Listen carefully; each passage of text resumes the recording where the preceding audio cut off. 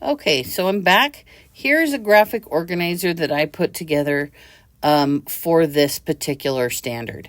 Now, in my opinion, graphic organizers are only as good as how you can make sense of them. A graphic organizer is usually used to organize your thoughts so that you can do something with it later. It's not usually the end game. There's usually a step beyond the graphic organizer.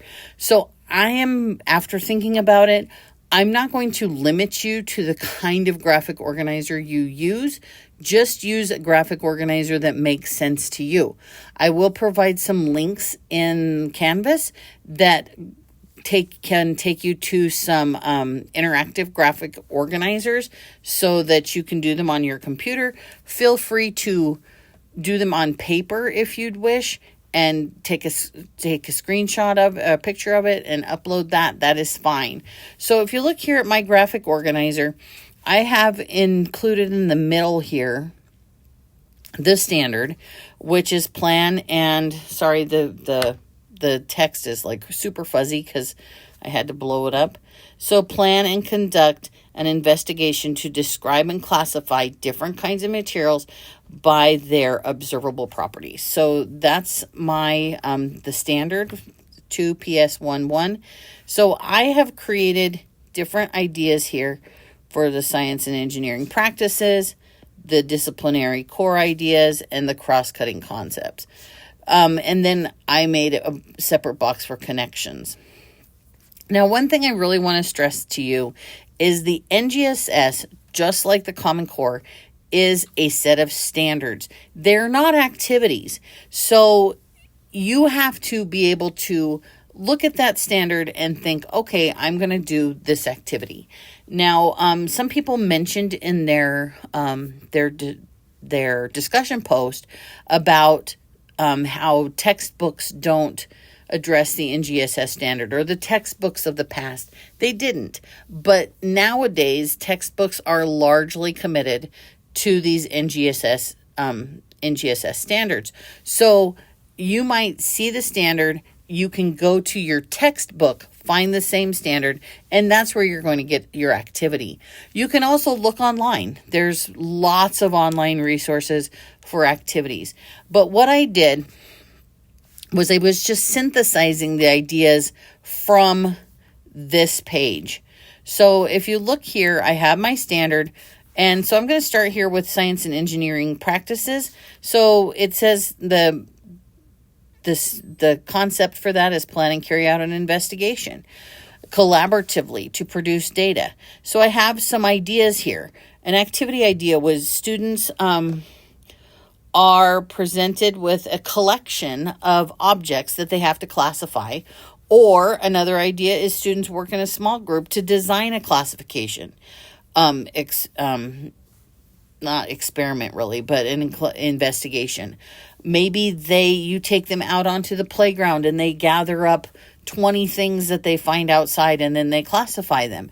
If you feel that getting kids to select their own items doesn't really fit in with your kids, maybe you provide them with the items and let them classify them how they want to.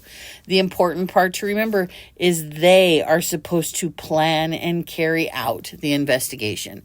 It's not something you have done for them. Now, I do agree that as teachers, we use this term kind of facility manipulation. Sometimes you can facilitate something so that it's driving kids in a certain direction. So maybe you provide them with a collection that will kind of drive them a certain way. Sometimes you might need to do that for your kids on IEPs, or students that might have difficulties making decisions. Sometimes you can steer them in that direction. But to stay within the spirit of this particular standard, it's very specific that students are to plan and carry out an investigation. Over here with the disciplinary core ideas, matter can be described and classified by its observable properties. And the disciplinary core idea specifies differences between solid and liquid depending on temperature. So maybe you have some classifications about ice and water, because that depends on temperature. Okay, so cross-cutting concepts. I said patterns in the natural and human designed world can be observed. So I put another possible activity here. With a partner, students can classify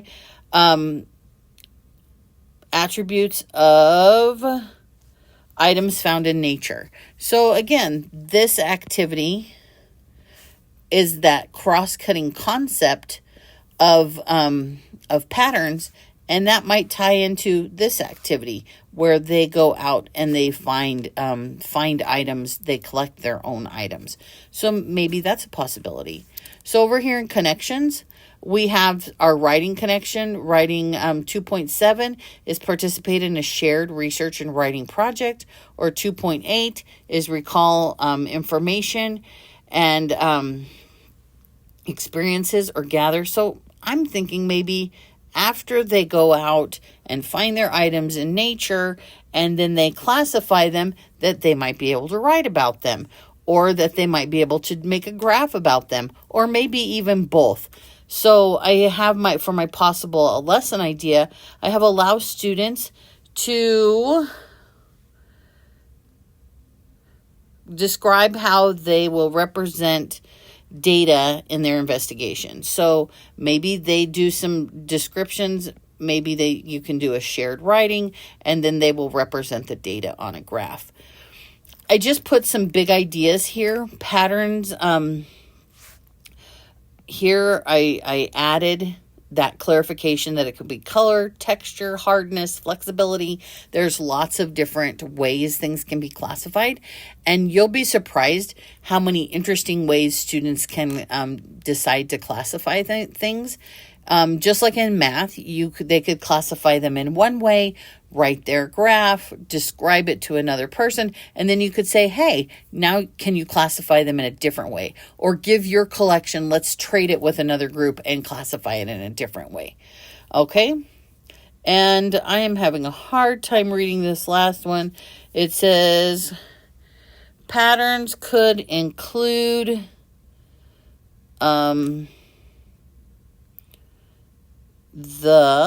I can't even read it. I'm sorry. But so that's kind of my thoughts on getting this done.